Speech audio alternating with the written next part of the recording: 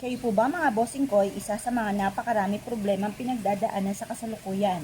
Ako po ay may tuturo sa inyo na isa sa mga pamamaraan upang sa ganon, mabago-bago ang takbo ng ating pamumuhay. Ang dahon ng laurel ay maraming benepisyong dulot. Ako po mga bossing ko ay isa sa mga magpapatotoo po sa pamamagitan ng dahon ng laurel. Ang dahon ng laurel ay isa sa mga mabisang pantaboy ng mga kamalasan at pagpapatupad sa lahat ng ating mga pinapangarap sa buhay. Ang dahon ng laurel mga bossing ko ay isa sa mga mabisang proteksyon. Kung kayo po mga bossing ko ay ginagamit niyo po ito sa pagluluto ng pagkain na ito po ang madalas po nating pampalasa sa ating pagkain mga bossing, ay subukan nyo rin po itong gamitin sa mga pampaswerte. Makakatulong po ito upang sa ganon, magtuloy-tuloy ang pasok ng swerte at instead na kamalasan ay puro kaswertehan ang darating po sa inyo mga bossing.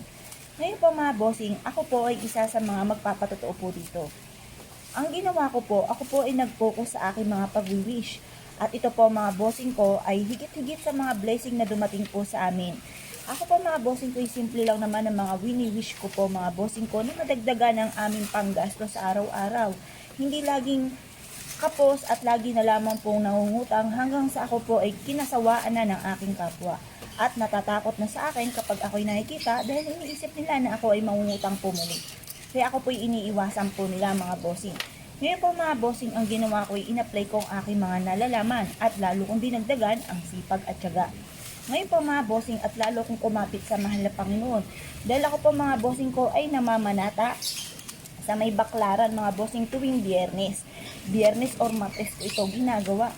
Dahil ayoko po na ako po'y makikisabay mga bossing ko tuwing linggo dahil napakaraming tao dito at hindi rin ako nakakapag-focus ng panalangin.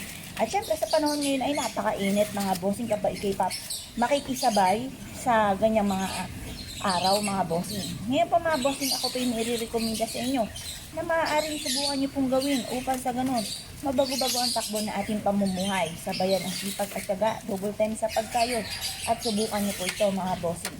Kayo po mga bossing ko ay mag-wish ng mula sa inyo pong puso. Parang kagaya rin po ito mga bossing ko kapag po kayo ay nagdadasal sa kanila Panginoon. Mainam po na focus po ang inyo pong panalangin at hindi ko po ano-ano mga iniisip po ninyo. Mas mainam mga bossing ko ay focus po ang inyong pagdadasal.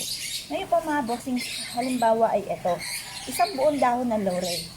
Mag-wish ka po dito, ibubulong po ninyo na sa pamamagitan nito ay magtutuloy-tuloy ang pasok ng swerte at kailanman na hindi na kayo mamumblema tungkol sa usapin ng pera. Sa pamamagitan ng sipag at tiyaga at pananalig sa mahal na Panginoon ay makakamit natin lahat ang ating mga pinapangarap. Pagtapos nyo pong mag-wish mga bossing ko ay sunugin nyo po ito na ikaw ay nakaharap sa may silangan sa umaga ng mga bandang alas 7 o alas 8.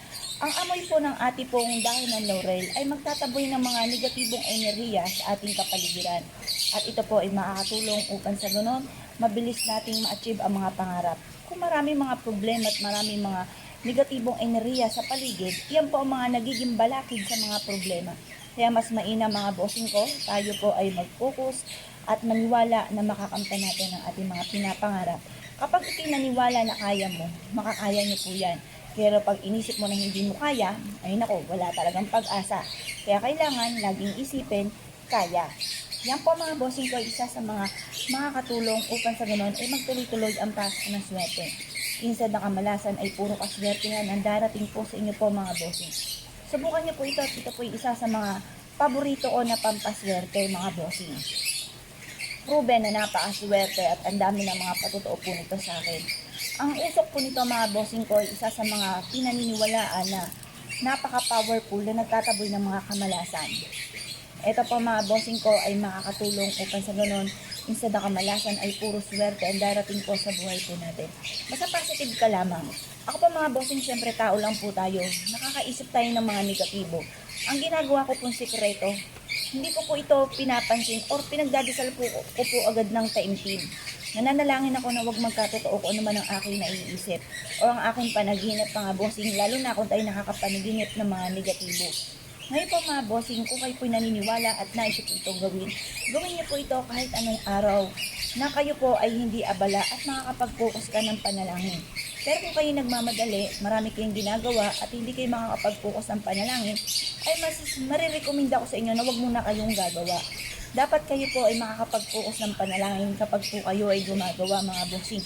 At hindi po kayo ay nagmamadali at wala sa puso't isipan ang mga ginagawa o mga sinasabi mga bossing. Kung kayo pinaniwala at nais po itong gawin, huwag na po ay magpatumpik-tumpik pa mga bossing. Subukan niyo po ito, proven po ito na napakaswerte. Yun lang po mga bossing, good luck po sa inyo po lahat.